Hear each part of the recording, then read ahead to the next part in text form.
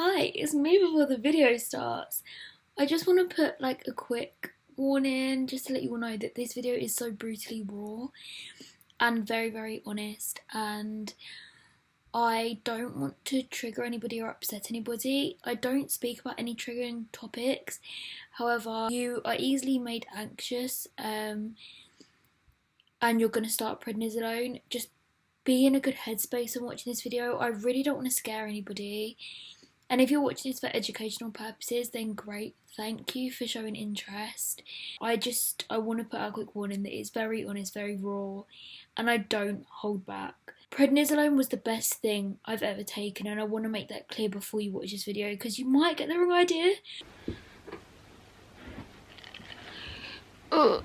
We're in a different setting today. How exciting. We're in my living room downstairs. The lighting is perfect in here at the minute, and it's so hot today, so it's just too warm upstairs. Like, it's just too warm upstairs and the lighting is too bright. This video I should have planned more. I haven't really planned, but I feel like it will come across best if it's very raw, and this isn't an easy thing for me to talk about at all. So if you don't know, I've got Crohn's disease. Crohn's disease is an irritable bowel disease. I've done other videos on it, so you can check that out, because normally with Crohn's disease the infection is quite bad before it gets treated. They kind of have to, they can't just put you on a long-term medication. I'm not a doctor, so I don't know like the science behind it, but a lot of people get put on something called prednisolone, which is a steroid.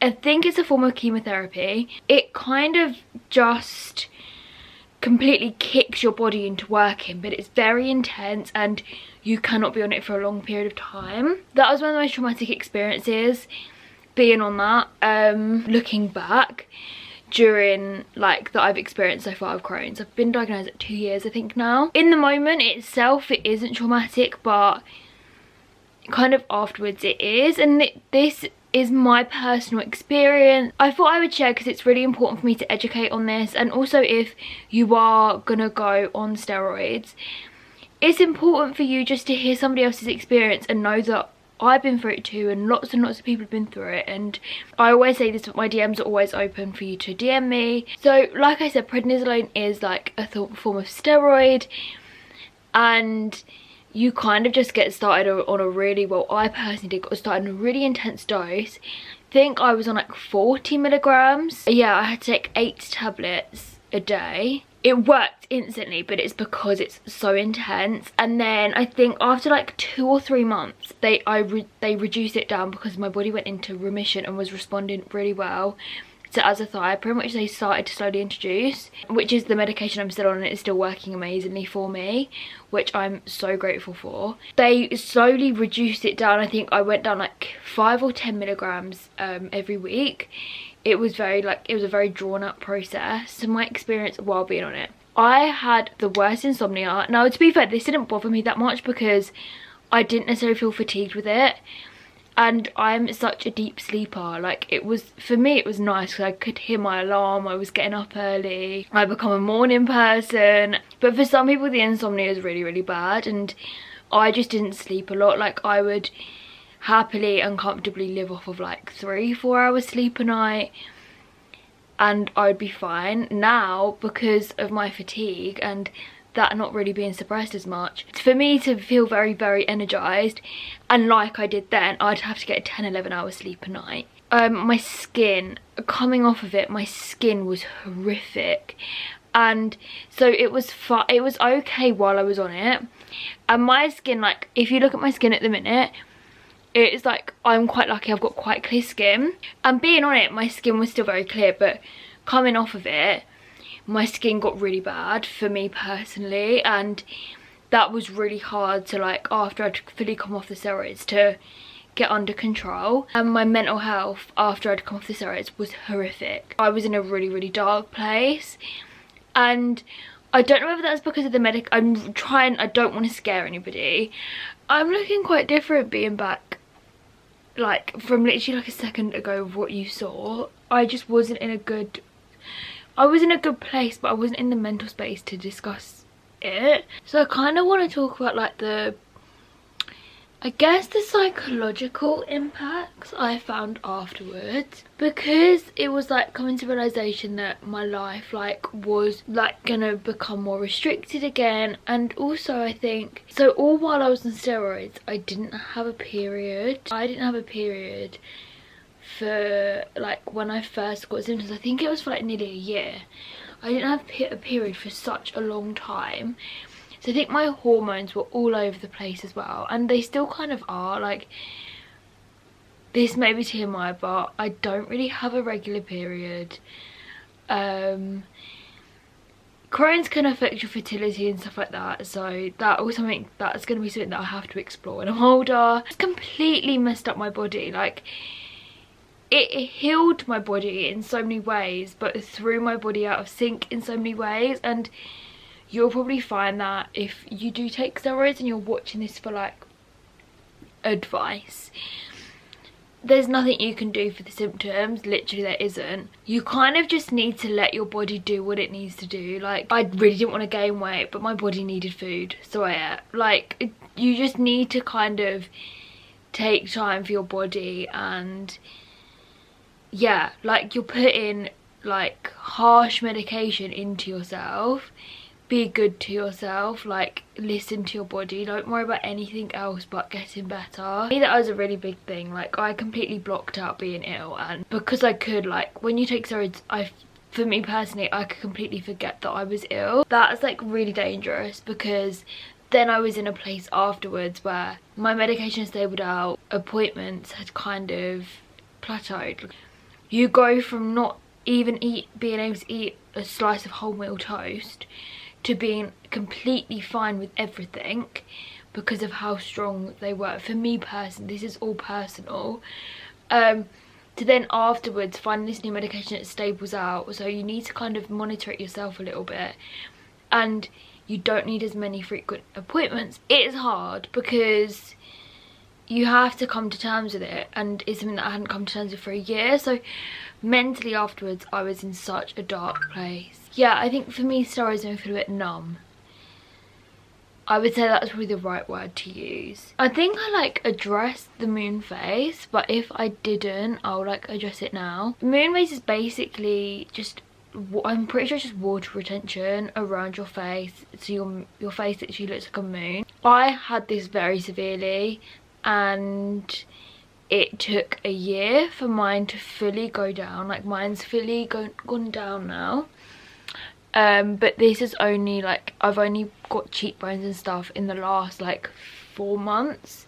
So like Christmas, so it had been about a year. I didn't realise at the time, like last summer, that my face hadn't fully gone down, but like it's so gradual, like of it shrinking again, that you kind of don't really notice it. Like, it feels horrible. I'm not like, I'm gonna be so blatantly honest with you all.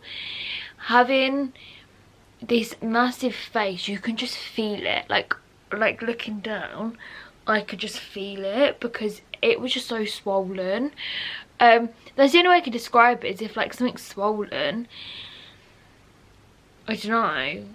I can't really explain it. Like, if you like push your chin down, you can just feel it. Like, you can feel your chin on your skin, like that. It felt like that just looking down a little bit. I don't know, it just felt so swollen.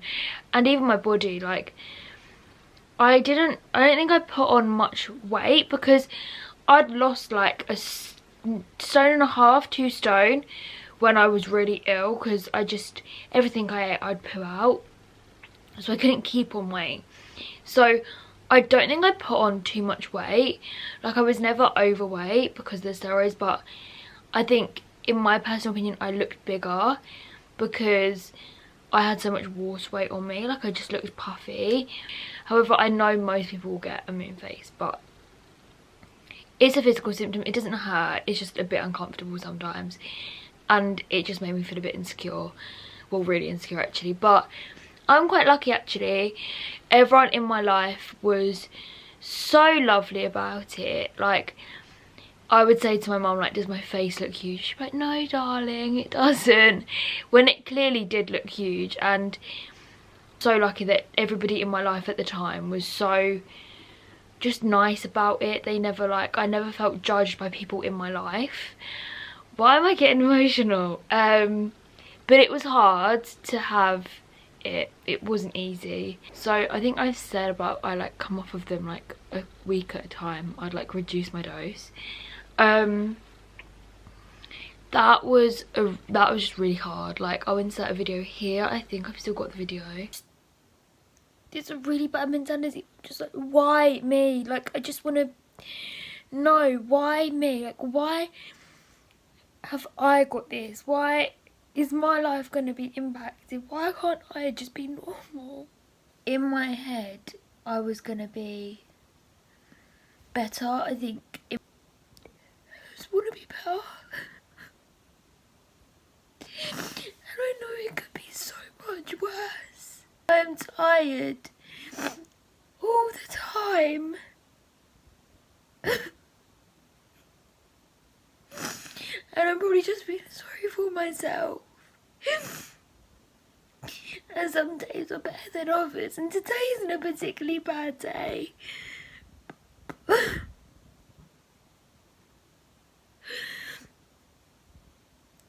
just feel like I can't go. The reality is just because in my head, being on steroids, coming off them, and I was gonna be better again, but I'm not. And I know I never will be, and that's so scary. I now feel sad about not being healthy. I feel sad that I'm not the same person I was before, health-wise. Like, I took my health for granted so much. It was just so hard. Like, my body and my brain was going through so much, and it's so hard to be going through all of this and also continuing life as normal. Like, it's just, I don't know, it's, you kind of need to continue as normal because this is your life now. Like, even though it's changed drastically, seeing people living their life as normal, but inside you're going through all of this, it's so hard to explain and comprehend if you haven't gone through what I'm going through and what so many other people are going through. Like, you can't comprehend it. I don't think I'd be able to comprehend it if it was somebody else going through it. You can empathize, you can sympathize, but you can't fully understand, and you never will be able to fully understand. It was hard. Like, it was really hard coming off of them. Like, I had a few days of just like having urgency with going to the toilet and stuff like that, and I would just have I was tired, I was exhausted, yeah. So like my fatigue could come back like quite strongly, I think. But I was still having insomnia, so that was really hard. Like, I physically couldn't sleep, but I was so tired. And also, like, mentally I wasn't strong at that point. I kind of had used all my strength, so I was kind of just like an empty battery. It's almost like a Coke ball. You shake it, shake it, shake it, it's fine, it's fine, it's fine, it's fine, and then it just kind of explodes. And that's what I was like. I was fine for so long, just kind of like shaking along. But like, you can only do that for so long. However, I'm here now, a year and a half on. I'm fine. I was in remission straight after steroids and azathioprine. I had a tiny mini flare last March, and I haven't been seen or had blood test results since then because of COVID, I'm assuming.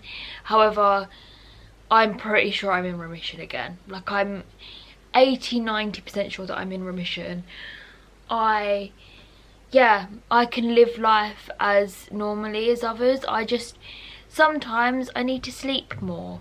I just need to adapt my life that fits me better. Like, anyone has to adapt their life that fits them better, and sometimes you need to learn to say no, particularly when you have an irritable bowel disease.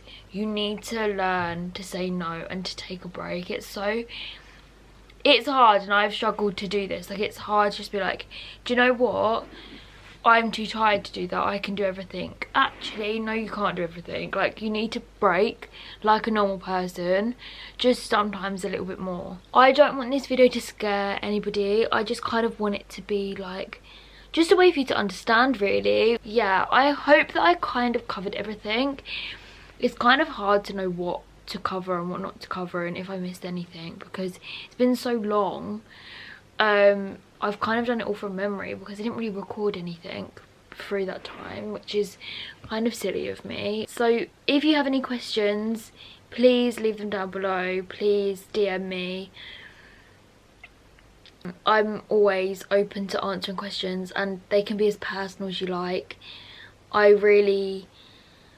have no boundaries at all, and if you want to ask me something that's really, really personal, you can DM me. I don't know, I'm just always open to share, because if it means that people are educated and learn more and can respect people with an irritable bowel disease more and take us more seriously, then of course that's something that I'm going to be such an advocate for. But yeah, I'm sorry this is a bit different from my usual sort of videos. I hope you enjoyed it nonetheless, and I'm sorry I look like this ending it. Yeah, please subscribe if you do enjoy that. I've got a playlist of my whole journey of Crohn's disease that I'll be linked down below, kind of documenting my whole journey right from the very start. So if it's a journey you're starting, or if it's just something that interests you, you're more than welcome to check that out. And yeah, if you want to know anything else, or you want any other videos surrounding Crohn's disease and bowel disease, it can be whatever, like what I eat in a day, what I ate when I was flaring, anything, please let me know. Yeah, I hope you enjoyed this video. Like and subscribe if you haven't already, and check out my other content. My social medias are down below. Instagram DMs are always open if you want to ask a private question. Comments are open if you want to ask a question or whatever. And yeah, goodbye guys.